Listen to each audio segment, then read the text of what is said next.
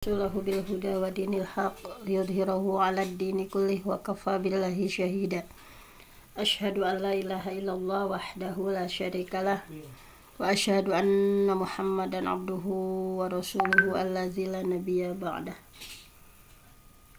Baiklah para bapak dan ibu yang dirahmati Allah, alhamdulillah di kesempatan subuh yang penuh berkah ini sebagaimana yang Rasulullah senantiasa berdoa untuk umatnya ya di setiap subuhnya, Allahumma barik li ummati fi bukuriha, ya Allah berkahilah umatku di setiap subuhnya. Mudah-mudahan kita semua mendapatkan keberkahan, baik keberkahan ilmu, keberkahan usia kita, dan semakin hari kita dipakihkan oleh Allah ya, termasuk Allah yang Allah pilih karena kita sudah berikhtiar. May yuridillah bihi khairan yufaqihu fiddin, barang siapa yang Allah berkehendak memberikan kebaikan kepada seseorang, yufaqihu fiddin, pasti Allah akan fakihkan orang itu terhadap agama, pasti Allah akan pahamkan orang itu terhadap agama. Mudah-mudahan kita adalah salah satu yang Allah pilih karena kita berikhtiar untuk terus-menerus mendalami ilmu agama dengan berbagai aspeknya. Mudah-mudahan Allah memberikan al-khair ya, kebaikan kepada kita semua. Baiklah, untuk hari Selasa ini ya, karena udah agak siang, kita lanjut saja pada kajian kita hari ini mengenai ini ya, saat ujian pernikahan menyapa. Nah, ini isi bahasannya adalah seperti apa ujian pernikahan itu, kemudian bagaimana kita mendudukkan ujian, kemudian sehingga kita merefresh pemahaman tentang pernikahan seperti apa supaya pernikahan itu tangguh dalam menghadapi ujian. Baiklah, kita awali dari slide yang ketiga ya. Ujian pernikahan itu yang seperti apa? Di antaranya banyak ya ujian pernikahan itu. Di antaranya saja ya ada 13 ujian dalam pernikahan. Misalnya bisa jadi diuji dengan masalah finansial ya. Masalah finansial bagaimana menyangkut pemasukan, pengeluaran ya. Ini adalah menjadi tanggung jawab cara mengatur keuangan seperti apa. Tabungan, bagaimana pembagian keuangan yang adil ya untuk keluarga masing-masing. Nah, di sini masalah ekonomi ini sering timbul ya, hal-hal kecil yang kurang disepakati dengan baik. Nah, kemudian diantaranya lagi adalah kebiasaan buruk nih, ada kebiasaan buruk yang mengganggu.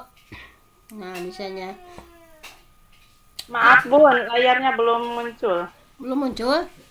Belum. Di saya mah atau di tempat lain? Sama? Belum. Sama belum. Oh, dari Sama tadi. ya? Dari tadi belum muncul ya? Ya. Terima kasih Bunda Nono. Sekarang udah ada, Bun? Sudah. Ya. Sudah. Jadi tadi nggak ada ya? Tadi nggak ada ya, baru sekarang. Bunda Nono. Nggak ada. Ya.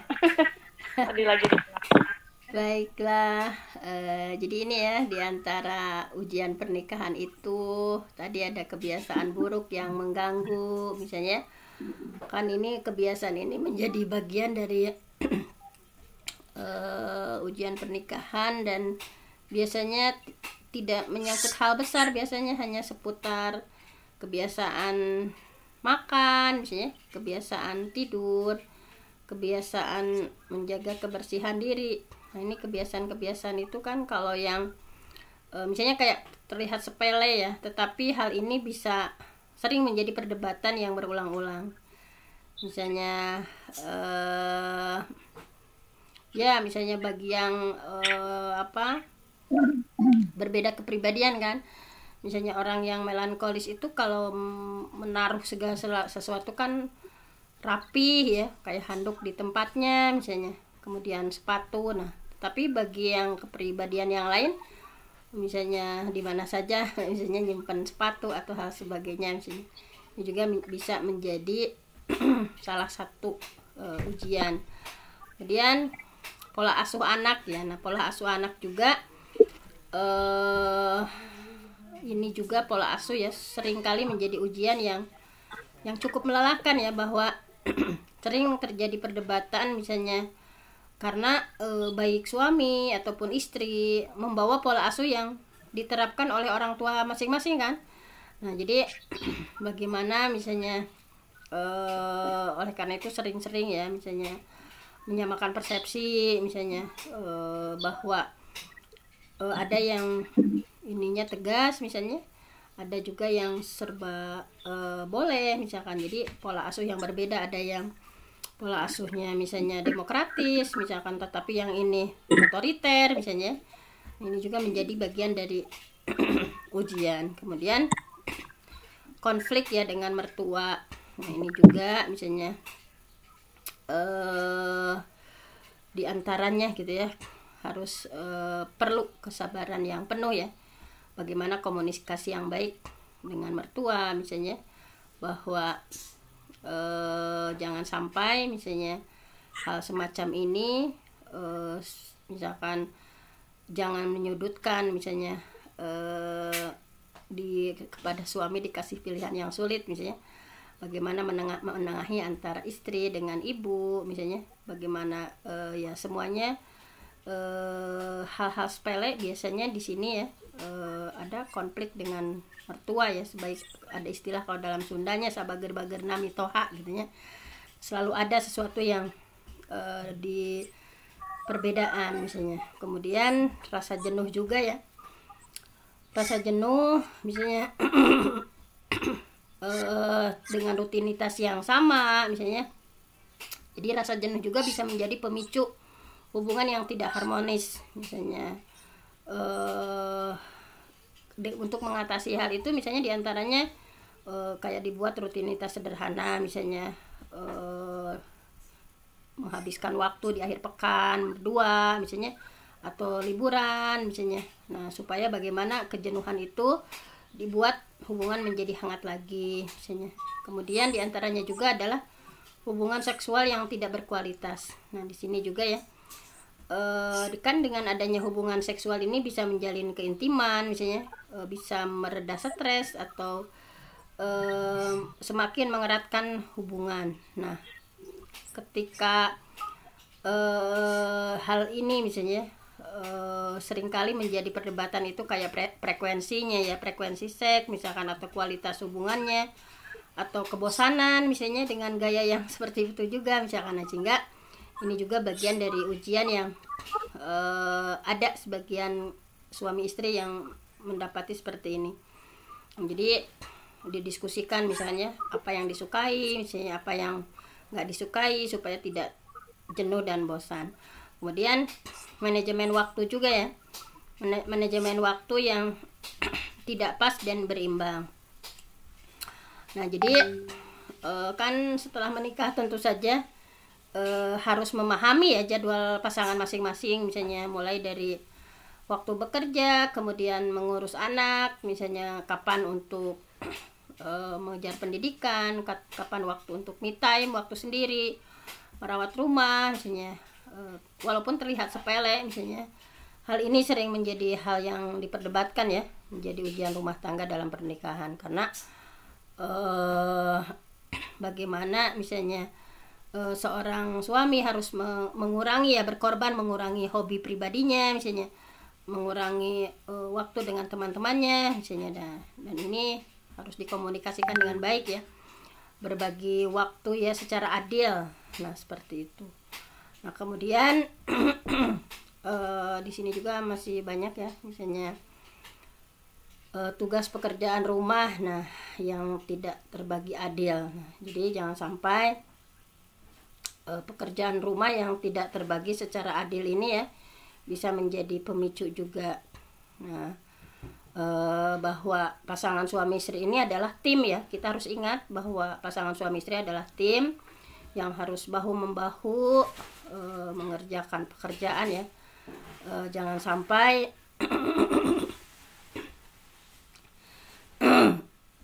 dia ada kesepakatan dalam pembagian kerja, intinya ada kesepakatan dalam pembagian kerja.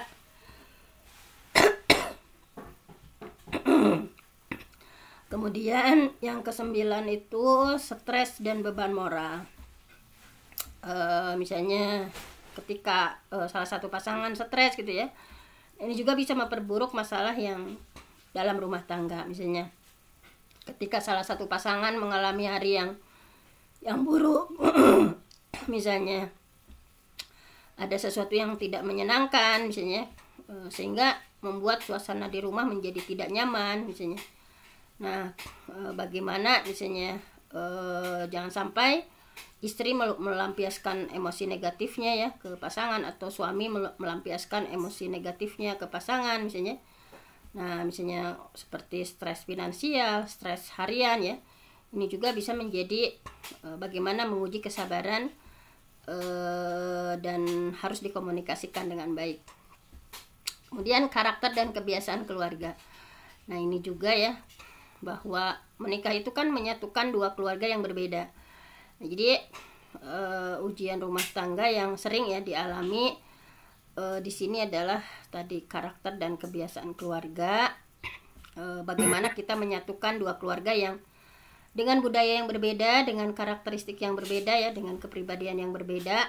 Nah, itu dibutuhkan untuk tafahum ya, saling memahami kebiasaan masing-masing gitu ya. Pokoknya beradaptasi dengan keluarga pasangan gitu ya, harus membiasakan diri untuk pokoknya menjaga dua keluarga. Nah, ini supaya bagaimana memahami ya kebiasaan orang tua atau anggota keluarga masing-masing. Nah, seperti itu. Kemudian adanya perbedaan prinsip hidup. Nah, jadi misalnya ketika pasangan punya perbedaan prinsip ya atau pandangan dalam hal-hal yang krusial, hal-hal yang penting misalnya, ini juga bisa menjadi ujian dalam pernikahan yang serius gitu ya. Misalnya diantaranya ada yang berbeda pendapat ya tentang masalah agama misalnya, atau hal-hal yang harus diajarkan kepada anak misalnya. Suami seperti ini, istri seperti ini ya misalnya.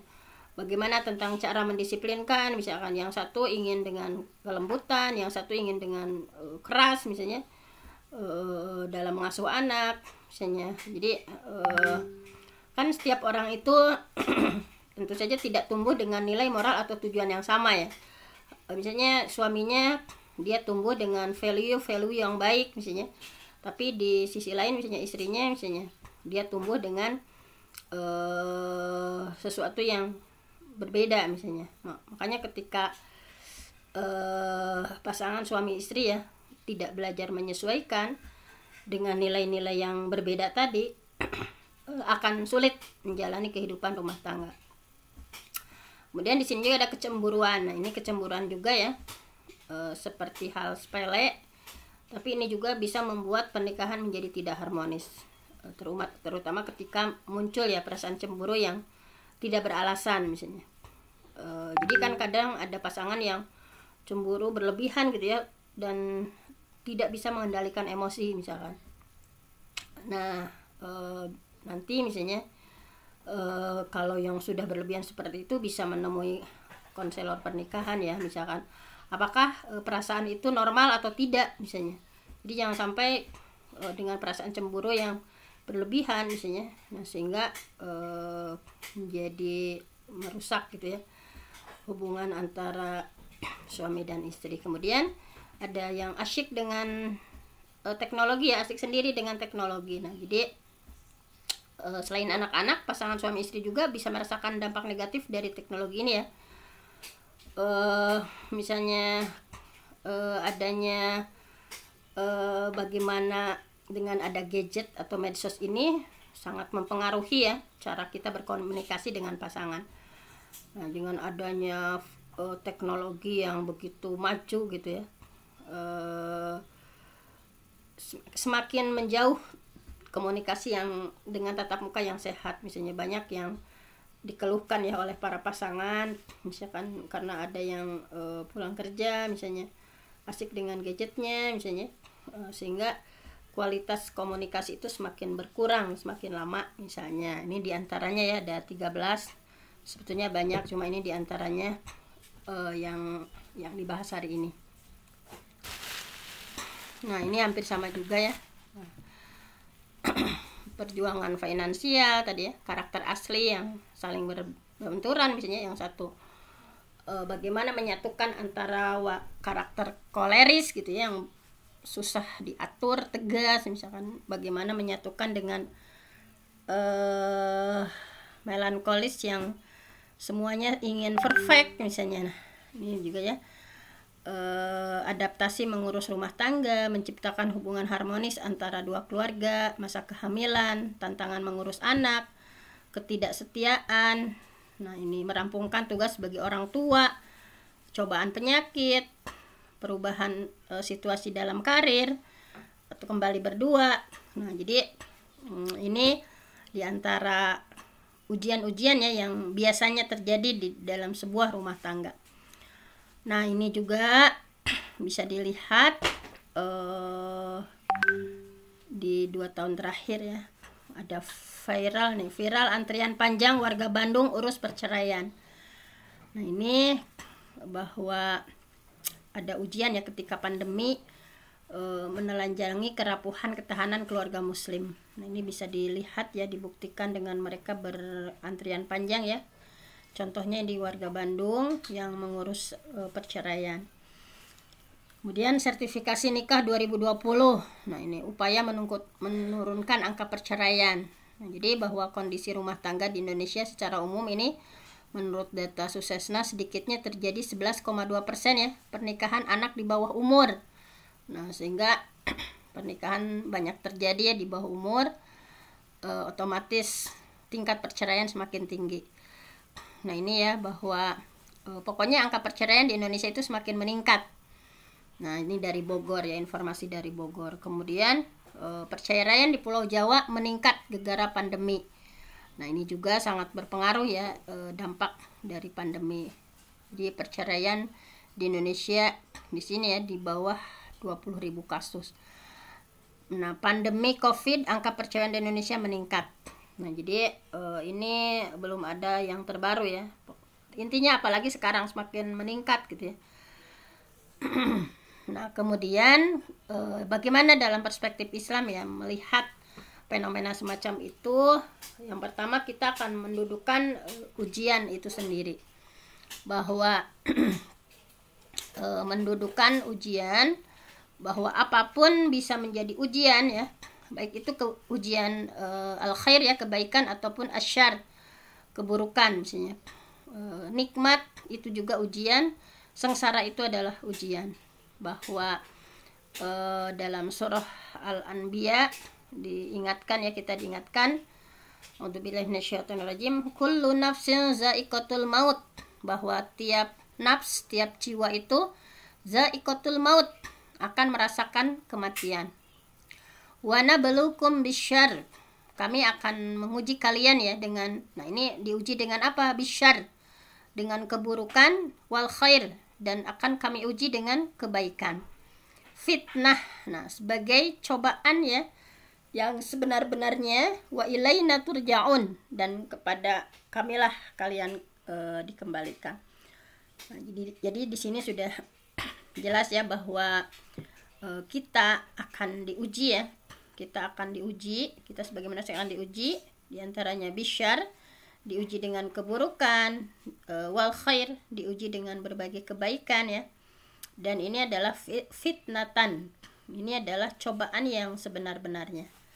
Nah, jadi tentu saja dalam kehidupan kita ya akan diuji dengan hal-hal yang nikmat, hal-hal yang mengenakan, dan sebaliknya ya, hal-hal yang menyedihkan, hal-hal yang kesengsaraan misalnya, seperti itu.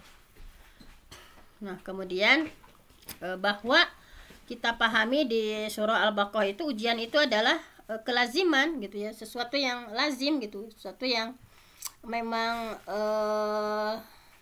ya namanya juga dunia itu adalah darul bala ya, dunia itu adalah tempatnya ujian gitu ya. Jadi kelaziman hidup. Dalam surah Al-Baqarah kita diingatkan bahwa a'udzubillahi minasyaitonirrajim, walanabluwannakum bisyai'im minal khauf, dan la ya pasti, lanabluwannakum, kami pasti akan menguji kalian, bisyai'in dengan sesuatu ya, minal khauf dari sedikit ketakutan, wal ju' kelaparan, wa naqsim minal amwal kekurangan harta, wal anfus dan jiwa, was samarat dan buah-buahan, wa basyiris sabirin, dan sampaikanlah kabar gembira kepada orang yang sabar. Jadi baik dalam pernikahan, dalam kehidupan kita ya, bahwa pasti Allah akan menguji dengan diberikan rasa takut, kekurangan ekonomi misalnya, diberikan sakit misalnya, dan berbagai hal ya akan diuji. Nah, tetapi kuncinya adalah wabasyiris sabirin, dan sampaikan kabar gembira bagi orang yang sabar. Yang seperti apa? Yang sikapnya itu alladzina, yaitu orang-orang yang idza asabathum musibah, ketika ditimpa musibah, qalu, mereka menyampaikan innalillahi wa inna ilaihi raji'un, sesungguhnya kami itu milik Allah gitu ya. Kami milik Allah dan kepadanya lah kami kembali. Ulaika alaihim shalawatu mir rabbihim wa rahmah. Bahwa ulaik, mereka itu alaihim, memperoleh shalawat, ampunan, mir rabbihim, dari Tuhan mereka, wa rahmah, dan rahmat. Ulaika humul muhtadun, mereka orang-orang yang mendapatkan petunjuk. Ini bahwa musibah ya akan senantiasa silih berganti kita hadapi. Pokoknya kita bersabar. Bahkan di sini dicontohkan ya bahwa innalillah wa inna ilaihi raji'un, sesungguhnya kita adalah milik Allah dan hanya kepada Allah kita kembali gitu ya. Nah, kemudian bahwa kita sadari ujian adalah takdir dari Allah, bukan yang lain gitu ya.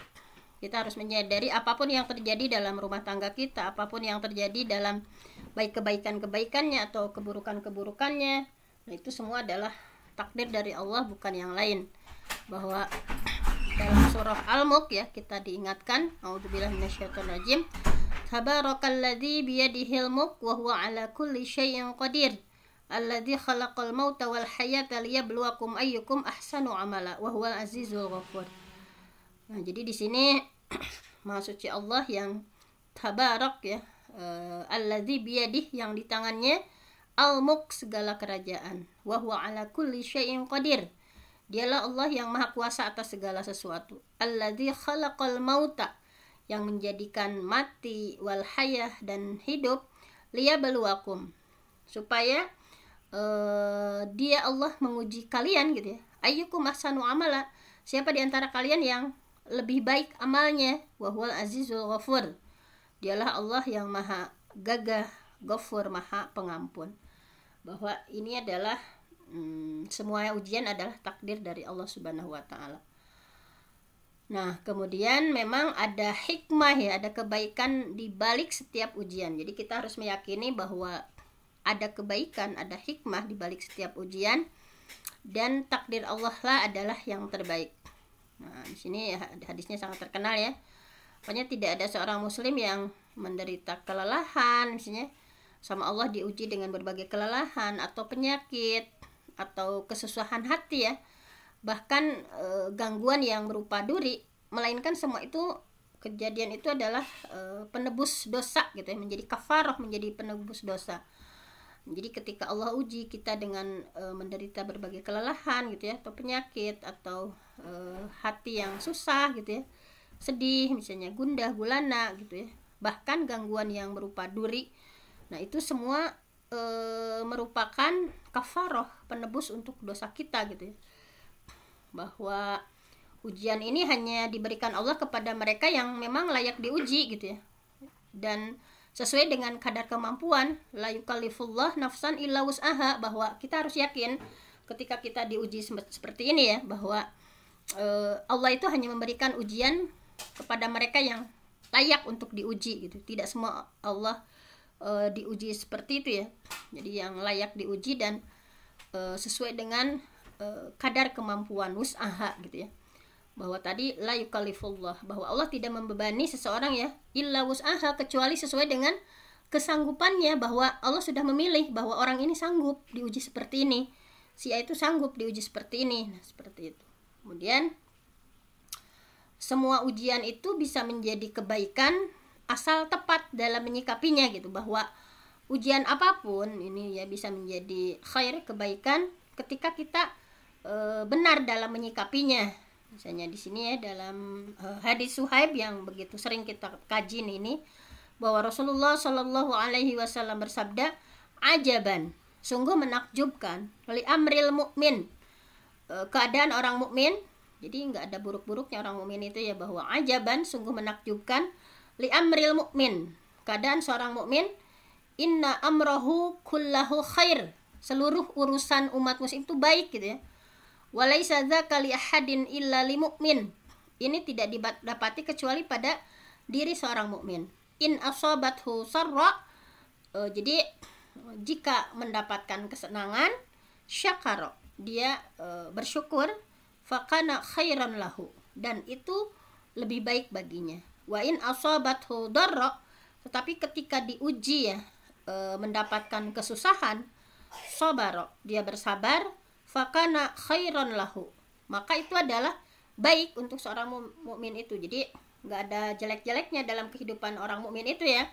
Ketika Allah uji dengan berbagai kesenangan, Allah uji dengan karir yang bagus, jabatan yang bagus, dalam rumah tangga akur, harmonis, anak-anak pada soleh, misalnya syakaro, dia itu bersyukur, fakana khairan lah, maka itu adalah baik baginya.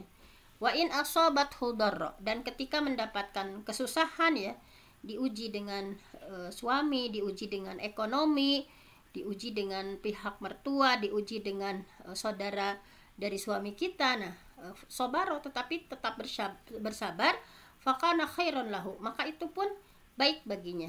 Jadi bagaimana kita menyikapi baik itu takdir baik ataupun takdir buruk, nah kita hadapi dengan penuh syukur, kita hadapi dengan penuh sabar, insya Allah semuanya khair gitu ya. Nah kemudian tuntunan bersabar ya ketika menghadapi kesulitan, bahwa ada 3 bentuk kesabaran. Tadi ya ada 3 bentuk kesabaran. Wa in asabathu darra sabara fakana khairan lahu, ketika dia mendapatkan kesusahan ya tetap bersabar dan itu baik baginya. Nah kemudian bentuk kesabaran yang kedua adalah wala najziyannal ladzina sabaru ajrahum bi ahsani ma kanu ya'malun innama yuwaffas sabiruna ajrahum bighairi hisab, bahwa sesungguhnya hanya orang-orang yang bersabar gitu ya yang dicukupkan pahala mereka tanpa batas. Jadi innama yuwaffas sabirun ajrahum bighairi hisab, bahwa ingat ya dengan bersabar ini sesungguhnya orang-orang yang sabar, as-sabirun, nah maka Allah akan mencukupkan pahala mereka tanpa batas. Nah ini subhanallah ya. Nah kemudian di surah Al-Baqarah ya 153, a'udzubillahi minasyaitonirrajim, ya ayyuhalladzina amanu ista'inu bis-sabri was-shalah, wahai orang beriman minta tolonglah gitu ya, minta tolonglah sama Allah ya dengan sabar dan sholat. Kita minta tolong, ingin rezeki kita dilancarkan, bisabri wassalah, dengan sabar dan sholat. Kita minta tolong sama Allah, ingin jabatan kita ya ditingkatkan supaya bisa meningkatkan derajat keluarga, ista'inu bisabri wassalah. Nah, semuanya meminta sama Allah dengan sabar dan sholat. Nah ini luar biasa ya untuk kita sebagai orang muslim. Nah yang ke-8 adalah sini bersyukur atas segala nikmat yang ada.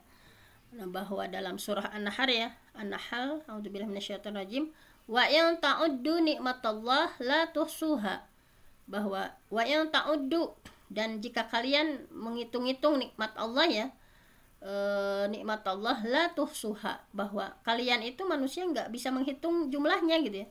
Innallaha laghafurur rahim, sesungguhnya Allah itu Maha Pengampun lagi Maha Penyayang. Pokoknya harus banyak bersyukur ya di dalam dalam berumah tangga itu harus banyak bersyukur. Apalagi perempuan itu memang ya kata Rasul, tasaddaqna nih, perempuan itu harus banyak bersedekah karena kebanyakan nanti itu di neraka itu penghuninya adalah perempuan.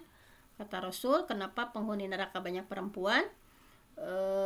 Yukfirna lakna, perempuan itu banyak mengeluh, banyak melaknat, banyak mengeluh ya, nggak ada syukur-syukurnya gitu. Wayakfurnal ashir, wayakfurnal ashir ya, dan perempuan juga banyak kufur terhadap kebaikan suami. Nah, kemudian bertaubat ya atas segala kesalahan. Watubu ilallah jami'an ayyuhal mu'minun la'allakum tuflihun. Ketika kita diuji, kemudian kita pun banyak melakukan kesalahan ya dalam berumah tangga ini. Misalnya tadi banyak penyebab-penyebabnya misalnya. Intinya bertaubatlah ya kepada Allah ya. Watubu ilallah. Bertobatlah kalian kepada Allah jami'an, semuanya, ayyuhal mu'minun, wahai orang-orang mukmin, la'allakum tuflihun, supaya kalian itu beruntung. Kemudian tidak berangan-angan atau berandai-andai ketika menghadapi ujian. Jadi Rasulullah Shallallahu Alaihi Wasallam ya, di sini hadisnya sangat terkenal ya. Ihris ala ma yanfa'uka ya, ala ma yanfa'uka fasta'in billah, bahwa di sini ada hadis yang mengingatkan kita ya bahwa kita nggak boleh berangan-angan atau berandai-andai ketika menghadapi ujian. Misalnya ya kalau begini mah mungkin nggak bakal gini, misalnya kalau kitanya gini, nah nggak boleh misalnya. Pokoknya di sini ada hadisnya ya, ihris ala ma yanfa'uk, bersungguh-sungguhlah untuk mendapatkan apa yang bermanfaat bagimu ya, billah ya. Wasta'in billah wala ta'jaz, wasta'in ya, minta pertolonganlah, wasta'in billah, mintalah bantuan sama Allah ya dalam berbagai urusan, wala ta'jaz, jangan sekali-kali kamu merasa lemah. Nah, ini dalam berumah tangga dengan berbagai ujian tadi ya yang banyak dalam ujian rumah tangga itu. Yang pertama, ihris ala ma yanfa'uk, bersungguh-sungguhlah untuk mendapatkan apa yang bermanfaat bagimu ya. Kemudian wasta'in billah, mintalah bantuan kepada Allah dalam segala urusan kita ya, minta bantuan sama Allah itu.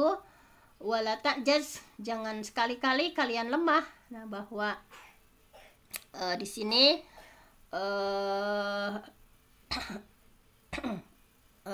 kesananya bahwa ketika engkau ditimpa musibah yang tidak menyenangkan, misalnya kita dikasih ujian yang tidak menyenangkan, misalnya dari kekurangan ekonomi, atau diuji dengan sakit, diuji dengan ada orang ketiga, atau diuji apapun ya, janganlah mengatakan lau ya, seandainya aku dulu berbuat begini, niscaya akan begini, niscaya akan begitu. Akan tetapi yang harus kita katakan adalah qaddarallah wa masyaallah, qaddarallah wa masya fa'al. Ini yang harus kita baca ya. Jadi jangan menyebutkan kata lau. Nah, jangan menyebutkan kata lau ya, karena ini akan mengundang setan itu ya. Nah, kalau lau itu ya, bahwa seandainya begini pasti kita tidak akan seperti ini, jadi nggak boleh. Tapi harus katakan qaddarallah ya, wa masya Allah, wa masya Allah. Nah, ini yang apapun yang terjadi, qaddarallah wa masya fa'al, bahwa Allah sudah menakdirkan dan apa yang dia kehendaki itu dia perbuat gitu nih, bahwa ini sudah menjadi takdir Allah. Intinya ini semuanya sudah menjadi takdir Allah, bahwa nah di sini kita ya, bahwa Allah sudah menakdirkan gitu, terserah Allah apa keputusannya gitu ya. Baik keputusannya berupa menurut kita itu adalah buruk, tetapi dalam pandangan Allah, asa an takrahu syai'an ya wa huwa khairul lakum, wa asa an tuhibbu syai'an wa huwa syarrul lakum. Bisa jadi apa yang kita pandang itu baik padahal buruk bagi kita gitu ya, atau bisa jadi kita memandang hal itu buruk padahal ada kebaikan yang besar di dalamnya gitu ya. Ya, jadi harus sering mengatakan seperti ini ya, qadarullah wa masya Allah fa'al. Nah ini ya, qadarullah. Nah, qadarullah ada yang qadarullah, ada yang ada qadarullah. Nah boleh kedua-duanya, hadisnya aja ya. Ada qadarullah, bahwa qadar ya, qadar itu adalah ketentuan Allah, bahwa kita harus yakin qadarullah, meyakini bahwa pokoknya segala sesuatu yang terjadi kepada kita ya di alam semesta ini adalah semuanya kehendak dan ketetapan dari Allah Subhanahu wa taala. Sering menyampaikan qadarullah wa masya Allah fa'al. Allah sudah menakdirkannya, dan apa yang dia kehendaki itu dia perbuat ya. Nah, jadi bahwa al-mu'minul qawi, kata Nabi ya, khairun, orang mukmin yang kuat, khair, lebih baik, wa ahabbu ilallah, dan lebih dicintai Allah, minal mu'minid dhaif, daripada mukmin yang lemah, wa fi kulli khair, namun masing-masing ada kebaikan. Dia ihris ala ma yanfa'uk wasta'in billah wala ta'jaz, wa in asabaka syai'un fala taqul law inni fa'altu kana kadza wa kadza, walakin qul qadarullah wa masya Allah fa'al. Fa inna law taftahu amala syaitan. Seandainya kalau kita gini mungkin nggak cerai misalnya. Ya kalau kita gini mungkin, nah jadi nggak boleh. Pokoknya nggak boleh mengandai-andai, karena mengandai-andai itu membuka pintu setan ya. Pokoknya jangan bilang kalau gini mah, kalau gitu mah. Semuanya itu adalah tadi ya, fa inna law taftahu amalas syaitan. Nah ini kemudian udah siang ya, ini ya, belajar tangguh dari mereka yang berhasil dalam ujian. Nah belajar dari kehidupan pernikahan Rasulullah ya, para nabi, para rasul, para sahabat, tabi'in ya, tabi'ut tabi'in yang salih. Bagaimana pernikahan teladan ya di masa sekarang itu seperti apa. Bagaimana Rasulullah juga diuji ya.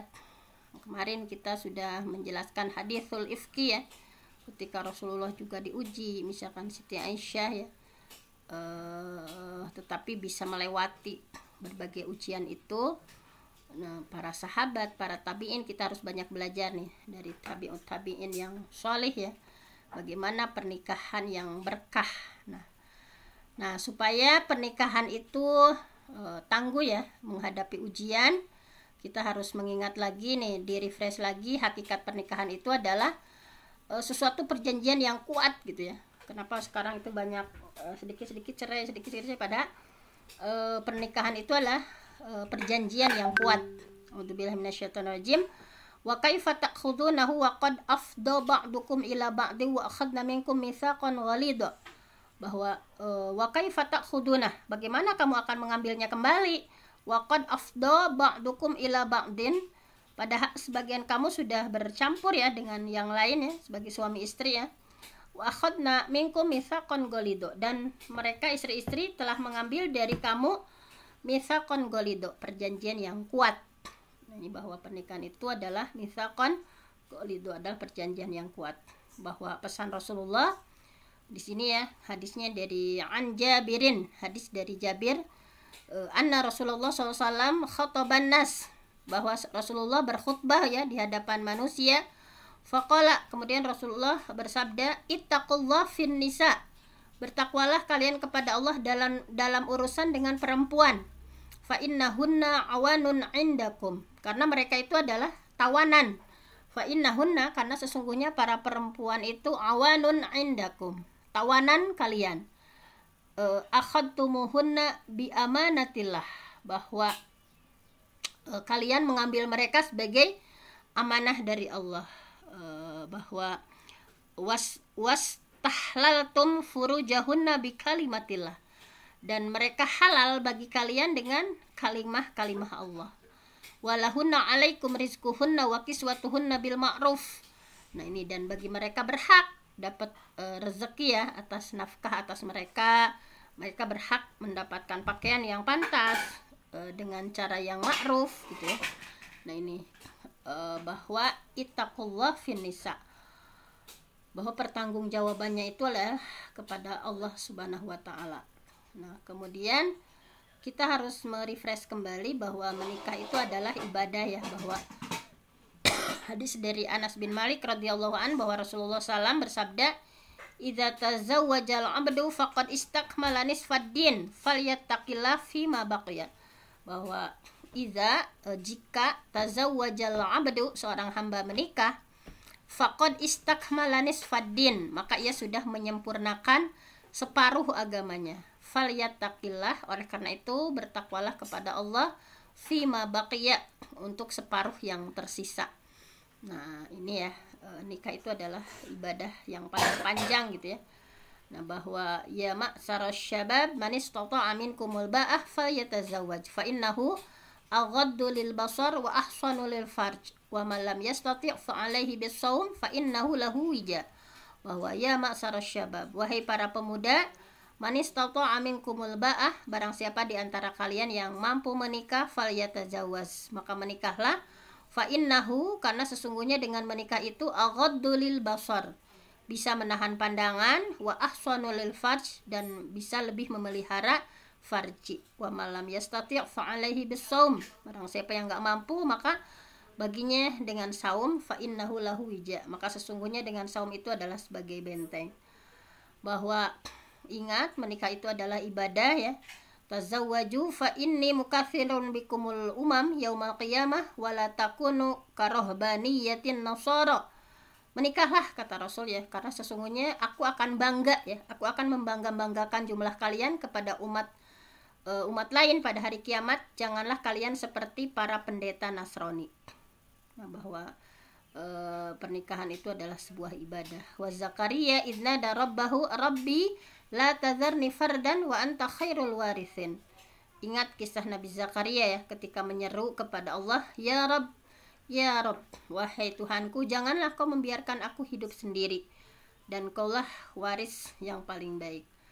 Nah, jadi banyak celah ya, kehancuran bahtera rumah tangga dari niat awal yang nggak benar, bahwa nikahnya itu hanya untuk pengen bahagia misalnya, bahwa harus betul-betul disandarkan kepada keimanan, bahwa dalam menjalani kehidupan rumah tangga syariat tidak dijalankan sesuai tuntunan misalnya, atau belum tahu tentang hukum syariah seputar babun nikah dan yang terkait di dalamnya misalnya, tidak membiasakan, tidak membangun profil dan komitmen ya untuk taat kepada tuntunan syariat.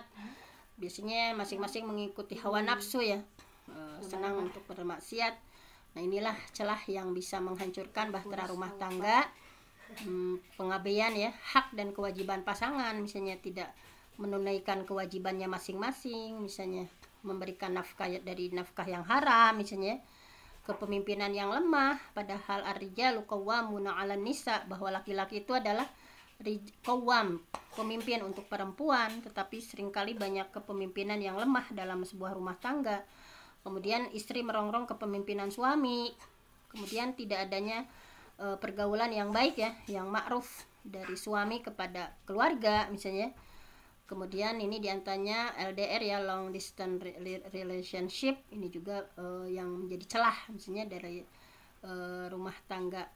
Kemudian komunikasi yang sering bermasalah gitu ya, seatap tapi tidak sejiwa, banyak sekarang yang seperti itu ya, satu atap tetapi tidak satu jiwa misalnya. Nah, ini juga celah kehancuran bahtera rumah tangga itu tentang beban ekonomi tadi ya, finansial, kerusakan dalam bergaul, misalnya tidak punya komitmen untuk memperbaiki kualitas pemahaman dan skill dalam menjalani rumah tangga. Ini udah siang ya, sehingga saya hanya bacakan saja, tidak ada penjelasan. Pengaruh dari sekularisme, liberalisme, feminisme, ya, kapitalisme misalnya, dan yang itu adalah tertipu dengan kehidupan dunia. Nah, di sini dinukil dari Al Hasan bahwa Aqil bin Abi Thalib menikah ya dengan seorang wanita dari Jasham. Ini doa yang harus kita pantun, jangan sampai kita mendoakan seperti yang ini ya, tetapi yang bawah, bahwa ketika dari Al Hasan bahwa Aqil bin Abi Thalib menikah ya dengan seorang perempuan dari Jasham, para tamu itu mengucapkan selamat dengan ucapannya seperti ini ya. Semoga dikaruniai banyak rezeki ya, birofa wal banin, semoga dikurniai banyak rezeki, semoga Allah karuniakan semoga dikurniai banyak anak. Nah, sehingga Aqil bin Abi Thalib melarang mereka untuk mengucapkan seperti itu. Jangan kalian ucapkan seperti itu, karena Rasulullah melarang ucapan seperti itu. Kemudian para tamu nanya, apa yang harus kami ucapkan untuk mendoakan pengantin itu? Nah, ini barakallahu laka wa baraka alaika wa jama'a bainakuma fi khair. Mudah-mudahan Allah memberikan kalian keberkahan dan melimpahkan atas kalian keberkahan. Nah, ini yang harus doanya seperti itu ya. Dan jalan menuju keberkahan itu nyambung di surah Al-A'raf ayat 96. A'udzubillahi minasyaitonir rajim. Walau anna ahlal qura amanu wattaqau lafatahna 'alaihim barakatim minas sama'i wal ard. Walakin kazzabu fa akhadnahum bima kanu yaksibun. Seandainya seandainya anna ahlal qura, seluruh penduduk negeri, amanu wattaqau. Nah, ini jadi harus dilandasi dengan keimanan dan ketakwaan. Rumah tangga ini harus dilandasi dengan keimanan dan ketakwaan. La fatahna 'alaihim barakatim minas sama'i wal ard. Pasti kami akan limpahkan kepada mereka berkah dari langit dan bumi. Walakin kadzabu, tetapi mereka mendustakan ayat-ayat kami ya. Fa akhadnahum bima kanu yaksibun. Maka akan kami siksa mereka disebabkan perbuatannya. Jadi keberkahan itu melekat dengan keimanan. Bagaimana kita menjalin ya rumah tangga yang dilandasi dengan keimanan, ketakwaan. Nah, mudah-mudahan pernikahan yang dijalani itu dilandaskan dengan keimanan dan ketakwaan. Bahwa pernikahan yang barokah itu hanya akan bisa didapatkan ketika pondasi pernikahan tersebut adalah keimanan kepada Allah. Kemudian dilanjutkan menjadikan semua syariatnya ya tentang bagaimana menjalankan pernikahan itu sebagai rambu-rambu dan aturan yang mengikat semua pihak terkait dalam keluarga tersebut dalam semua prosesnya. Didukung dengan lingkungan atau faktor eksternal yang juga bersandar pada keimanan dan ketakwaan. Nah, ini ya pokoknya untuk rumah tangga sakinah mawaddah warahmah, intinya bangun iman yang kokoh ya, bangun iman yang kokoh, jadikan sebagai pondasi, miliki visi pernikahan yang benar, senantiasa berusaha tunduk dan istiqomah menjadikan syariah sebagai rambu-rambu, berkomitmen memperbaiki kualitas pemahaman dan skill menjalani rumah tangga, dan alokasikan waktu secara khusus untuk mengkaji Islam. Nah, ini mudah-mudahan kita yang sedang diuji misalnya dengan berbagai ujian rumah tangga yang ada di dalamnya, mudah-mudahan dengan pondasi iman dan takwa sebagai landasannya, Allah memberikan keberkahan dalam rumah tangga kita masing-masing. Saya mohon ampun sama Allah, yang benar datangnya dari Allah, yang salah dari saya sendiri. Aqulu qauli hadza wa astaghfirullah li wa lakum. Wassalamualaikum warahmatullahi wabarakatuh. Waalaikumsalam warahmatullahi wabarakatuh. Jazakallahu khairan kepada Al-Mukarramah Bunda Dr. Fenty yang telah memberikan ilmunya yang luar biasa tentang tentang rumah tangga. Semoga kita menjadi rumah tangga yang sakinah mawaddah warahmah, dan semoga setiap kali kita mendapatkan ujian kita bisa menghadapinya dengan kesabaran dan berikhtiar pada Allah Subhanahu wa taala. Amin ya Allah ya rabbal alamin. Amin. Baiklah Bapak Ibu dan seluruh partisipan yang dirahmati Allah, alhamdulillah untuk kajian hari ini telah selesai. Marilah kita sama-sama tutup dengan membaca istighfar 3 kali, doa kafaratul majlis dan hamdalah bersama. Astagfirullahaladzim.